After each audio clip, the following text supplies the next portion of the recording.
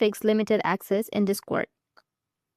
So if you want to fix limited access in your Discord, then what you need to do is simply go with your browser, you Google anything that you're comfortable with, and go with search. And under search, you need to search for limited access Discord.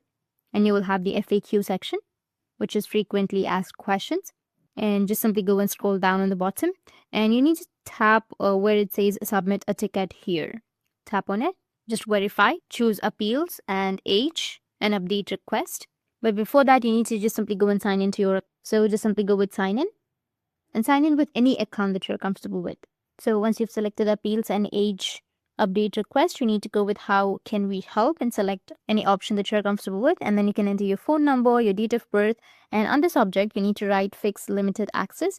And you may also have a description option on the bottom. You need to just simply go with description and then add some description about I'm not being able to fix the limited access in my Discord, and then submit a request.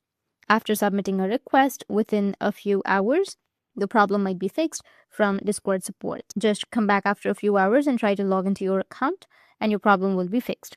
That's it. And if you have any questions, feel free to comment below. Thanks for watching.